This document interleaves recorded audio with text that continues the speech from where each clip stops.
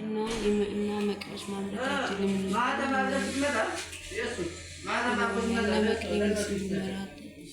አሰሪ ብለው ስለሌለ እና ቀርቡን እባካችሁ የተባልኩት ደግሞ ወደ አዲስ አበባ እና አቅም ስለሌለ እባካችሁ ወገኖች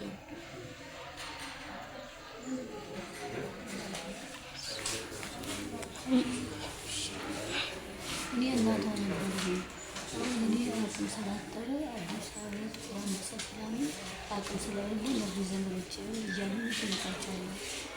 አስታውሳለሁ። አለች በቃቸው